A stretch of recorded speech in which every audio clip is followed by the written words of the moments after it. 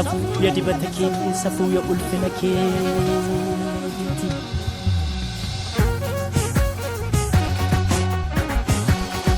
kana tol qabde eenyuut gadi qaba harka keetu irraa deebisa daba bakki argama waaqayyoo yeroo hundumaa faarfannaa galataan guutuudha nagaadhaanis guutuudha boqonnaanis jira gammachuu guutuudhaan jiraatu nagaan boqonnaan aragalfiin gammachuun bakka argama gooftaa keessa jira waaqayyoo karaa ilma isaa Yesuus Kiristoos nagaa nuuf kenneera nagaan keenya kun immoo isa keessa jiraachuudhaan argama isaa wajjin adeemuudhaan argama maarree umurii dargaggummaatti uumaa ofii yaadachuun akkuma macaafni jedhu baay'ee barbaachisaadha sababiin isaayyuu bara dargaggummaa baratti namni waan kamiifiyyuu hawwatamu waan ta'eef waan kama jechuudhaaf iyyuu bara humna qabu waan ta'eef bara dargaggummaa keenyaatti yoomaa keenya yaadan bara nuti dadhabnu immoo harkanuu qaba ammas nagaatti nu jiraachisa kanaaf iyyuu warri Yesuusii wajjin jiraatan yeroo hundumaa nagaa guutuu qabu boqonnaan isaanii aragalfiin isaanii gammachuun isaanii Yesuus keessa jira waan ta'eef Yesuus madda nagaadha yeroo isaa wajjin jiraannu nagaan keenya guutuudha faarfannaan galataas afaan keenya keessaa hin dhibamu garuu inni hamaan jireenya namaa keessa seenuudhaaf jalqabu nagaa nama keessaa yeroo saamu jireenya namaa kallattii gadhiisa maarree seexanichi inni hamaanis dargaggoota barbaada karaa isaan ittiin gara isaa dhufan barbaada karichis telefoon isaanii guutuudhaaf gara isaanii dhaqa waan dargaggoonni barbaada waan beekuuf akka garaa isaanii akka isaan jiraatan gochuuf karaa ittiin of harkaa galfatu barbaada kanaaf of eeggannoon baay'ee nu barbaachisa hubannoodhaan jiraachuun baay'ee nu barbaachisa agartanii karaa miidiyaa hawaasaa dhaloonni baay'een jireenya isaa of harkaa dhabaa jira waaqayyo wajjinis jiraachuu hin danda'u sababiin isaayyuu yeroo dhaloota baay'ee kan fudhate baay'een isaa miidiyaadha waan ta'eef miidiyaan haalaan yoo itti fayyadamne gaarummaa akka qabu garuu sirnaan ala yoo itti fayyadamne miidhaa guddaa qaba keessumaa immoo wantoota miiraa namaatti bu'an baay'een isaanii waan jiraniif jireenya dargaggoota baay'ee kan miidhe miidiyaa hawaasaadha maarree dargaggoonni baay'een osoo waaqeffatanii waaqeffannaa isaanii dhiisuudhaan gara fayyadama miidiyaa hawaasaatti deebaniiru kunis immoo dhiibbaa guddaa fideera dhaloonni baay'een akka nagaa hin arganne godheera boqonnaa dhaloota baay'ee saameera sababiin isaayyuu yeroo dheeraa kan dhaloonni qabu waaqeffannaaf otoo hin taane miidiyaa hawaasaaf yeroo dheeraa qaba waaqeffannaaf garuu yeroon hin jiru garuu kan nagaa namaaf kennu miidiyaa otoo hin taane Yesuus Kiristoos wajjin dubbachuu waaqayyo wajjin jiraachuudhaan nagaa guutuun argama maarree dhaloonni akka waan gaariitti kallattii badiisaarra wal gaggeessa.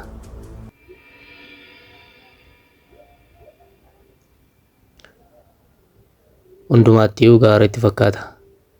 Sababiin isaayyuu umurii isaan keessa jiran wajjin waan deemuuf, umurii isaan keessa jiran wajjin waan gaarii itti fakkaatuuf dhaloonni baay'een osuma waaqeffatu dhiisee adeemeera. Garuu dhumni isaa gaarii hin ta'u. Gaafa laalanii waan bareedaa fakkaata. Garuu dhiibbaa guddaa qaba. Xiinsammuu dhaloota hedduu kan miidhe isuma kana. Miidiyaa hawaasaa garmaleetti fayyadamuun dhaloota baay'ee miidheera. Garuu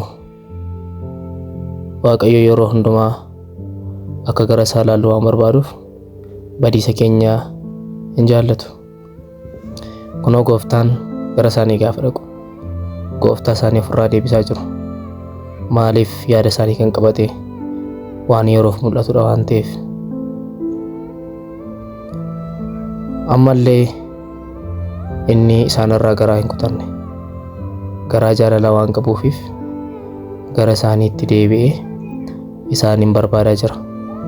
Akka isaan isarraa adda ba'anii hin barbaadu.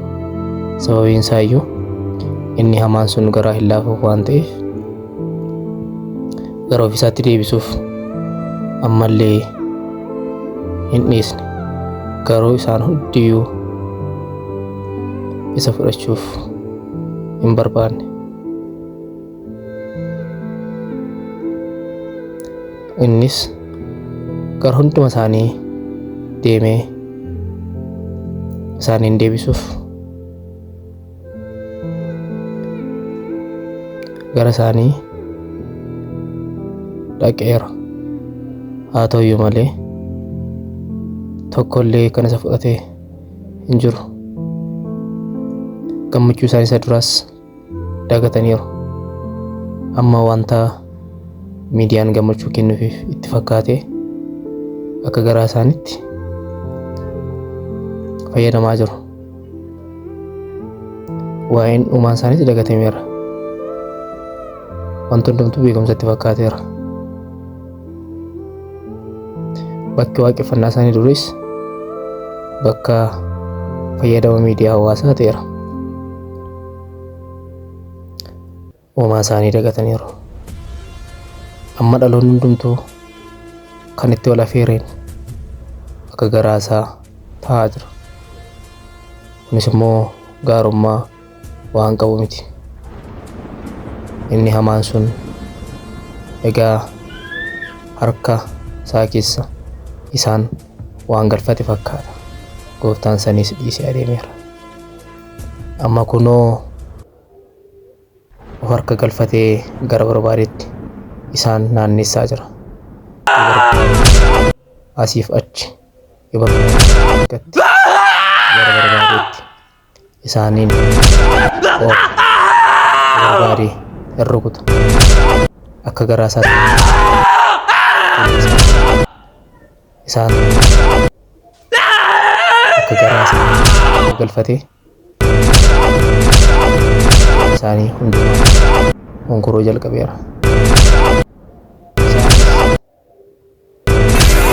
Keessaa ba'uudhaaf yoo yaalan iyyuu garuu guutummaa guutuutti galanii waan isa harkaa ba'uu hin dandeenye. Sababiin isaa iyyuu humni isaa humna Gooftaa waan tureef, humna sanarraa fudhatee waan adeemeef amma Gooftaan adda ba'aniiru. Inni hamaan sun gara barbaadetti dhufaa jira. Maarree jireenyaa dhaloota bara keenyaa kana fakkaata. Dhaloonni baay'een uumaa isaarra galagalee isa maatti harka kennee, inni hamaanis garaa laafaaf hin jiru. Gara barbaadetti isaan arga. Inni ittisa. Gara barbaadetti fudhatee adeema. karaa barbaaderra isaan oofa. Amma jireenyi isaanii dadhabeera. Haa ta'u iyyuu malee warri itti didanii biraa hafan immoo waan gammachuu qaban fakkaatu. Jaalallis isaaniif argame, jaalalli isaan gidduu jira. Warri hafanii iddoo aarsaatti argaman nagaa, jaalala, gammachuudhaan waliin jiraachaa jiru. Maarree akkasi. Kanaafiyyuu nagaan kan inni argamu karaa ilma Waaqayyoo Yesus Kiristoos qofaadha. Kunoo isaanis baay'ee gammadanii jiraachaa jiru. Garuu inni hamaan gara jireenya isaanii dhaquudhaaf waan ka'edha. Isaanitti dhiyaachuuf ni yaala. Garuu jaalalli isaan gidduu waan jiruuf isaaniin argachuu hin danda'u. Ammallee inuma yaala.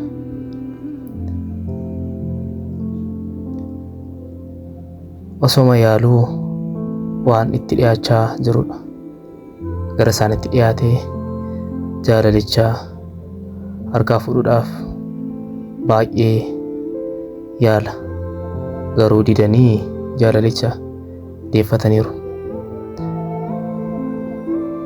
Hiriyaansaa garuu dadhabdeetti. Jaalalichas itti laatteetti.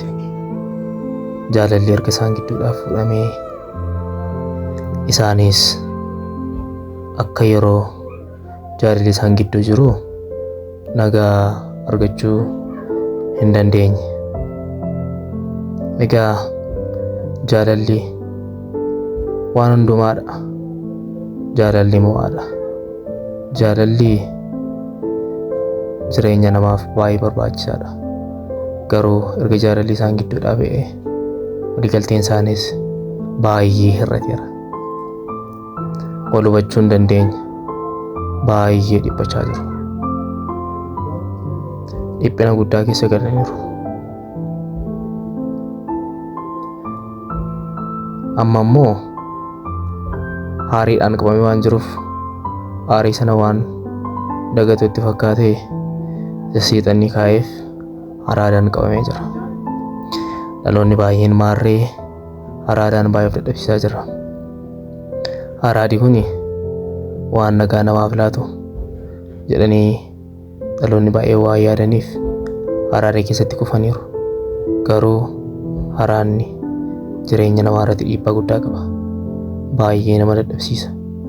Akka namni of danda'ee hin jiraanne nama taasisa. Jireenya namaa gar malee mancaasa. Kunoo innis of dadhabee baay'ee dadhabuurraan kan ka'e dhaabbachuullee hin dandeenye. Jireenya isaa kan dhuunfate aariif araada waan ta'eef. Kunoo inni hamaan sun warra fuudhee ba'e wajjin walitti dabaluudhaaf bakka tokkotti fidee gara barbaadetti oofaa jira. Isaanis walitti dabalamanii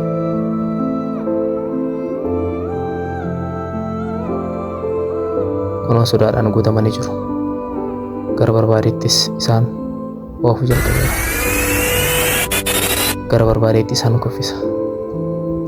Akka barbaade isaan erga. Gara barbaadetti isaan naannessa. Yoo barbaade kunoo garaasaa isaanitti taphata.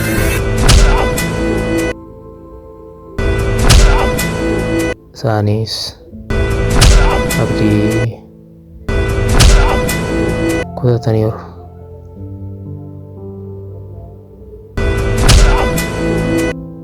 Egaa yeroo gooftaan isaanii akka isaan hin banneef gara isaaniitti adeemaa ture. isaanis dhabachuu hin dandeenye amma inni qaqqabuu fi danda'a. Kunoo jireenyi dhaloota keenyaa baay'een isaa kana fakkaata. Yeroo gooftaan arguu danda'utti isaa wajjin jiraachuu hin dandeenye. Garuu gooftaan isaanii gara jaalala waan qabuuf argameeraafi. Kunoo isaanis abdiidhaan guutamuu humni isaaniif dhufaa jira.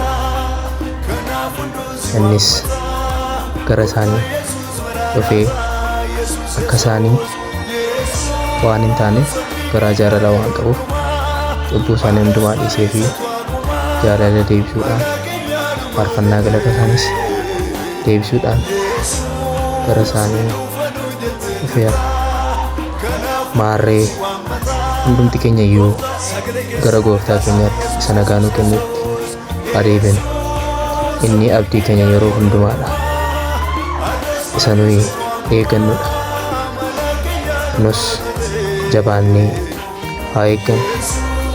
Maaraanaataa, Maaraanaataa, Maaraanaataa jedhee hundumtuu gooftaa isaa haa eeggatu. Maaraanaataa.